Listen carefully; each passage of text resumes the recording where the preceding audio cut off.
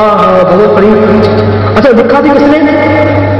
تاریخ مشائخ چشت، تاریخ مشائخ چشت کے اندر مولانا زکریا صاحب دارالعلوم کی شیخ الحدیث وہ کتاب لکھی، وہ بابا فرید کے فضائل و مراقب لکھی.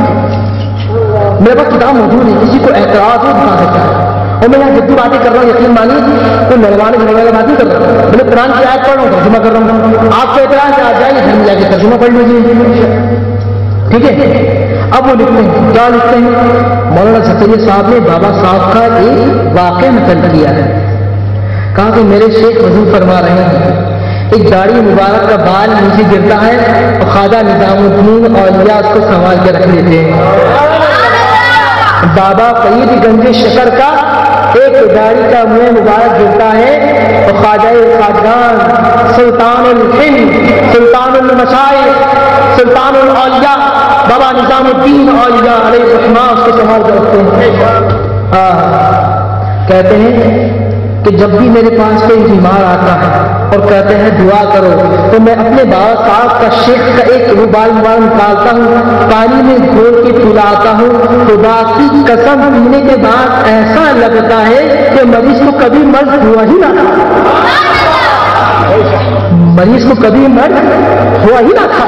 وہ ایسا ٹھیک ہو جاتا ہے کہ کبھی کوئی تکلیف ہوئی نہ تھی، کبھی کوئی تکلیف ہوئی نہ تھی. ایک مرتبہ میرے دوست عالم فاضل مولانا فاضل صاحب کا بیٹا بیمار ہوا، وہ لائے تڑپ رہا تھا. پھر بال مبارک ڈھونڈتا رہا اپنے الماری کے اندر، ہر جگہ ڈھونڈا لیکن وہ منہ مبارک مجھے نہ ملا. اس بیٹے کا انتقال ہو گیا. پھر شام میں ایک بندہ آیا، وہ بھی تڑپ رہا تھا. میں نے پھر ڈھونڈا، مجھے فوراً سامنے بال مل گیا.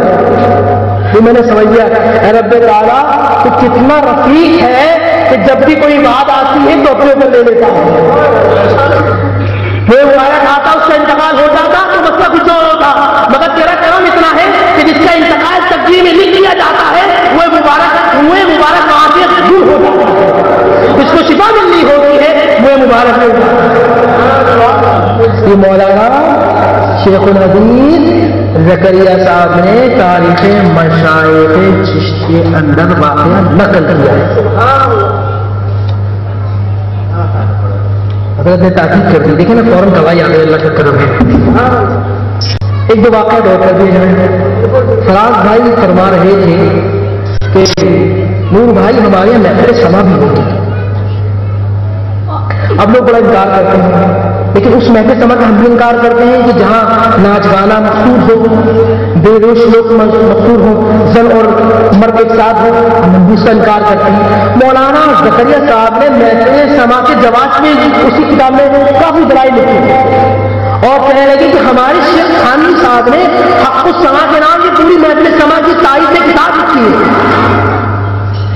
اور کہنے لگے ہم پر اعتراض کرنے والوں اعتراض نہ کرو، اسے اعتراض کرنا وہ امام غزالی پر کرو. اور میں کہتا ہوں لوگوں، محفل سما کا وہ جواب اگر بات کرنی جائے کیونکہ قریبی بیٹھے نا، محفل سما کا تھوڑی بہت بات ہو جائے.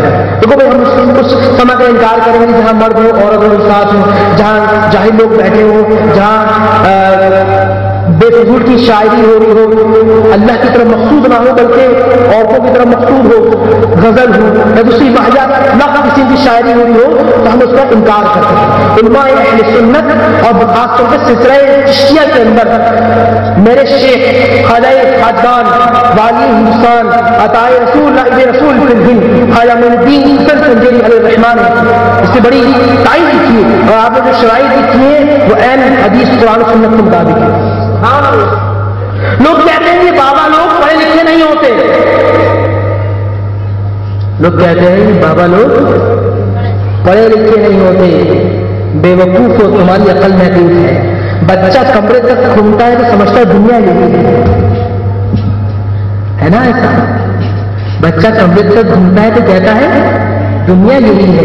بڑا ہو جاتا ہے تو کہتا ہے مین آباد کی دنیا ہے، پھر مری ہی دنیا ہے. پھر بڑا ہوتا ہے نہیں بھائی کراچی دنیا ہے، نہیں پھر بڑا ہوتا ہے نہیں بھائی صبح سے ہی. اور بڑا ہوتا ہے جب عالم شعور میں جاتا ہے، منازل طے کرتا ہے، کہتا نہیں دنیا بہت بڑی ہے. تو انہوں نے کتاب چھوٹی سی پڑھی، مدارس کے اندر گئے اور سمجھنے لگے کہ جو اللہ والے ہوتے ہیں اولیاء اللہ ہوتے ہیں، جاہل ہوتے ہیں. جو حل سنتا ہے سمجھنے میں غلطی ہو گئی. بس فرق اتنا ہے کہ ہم کتاب سے پڑھتے ہیں, وہ صاحب کتاب سے پڑھتے ہیں.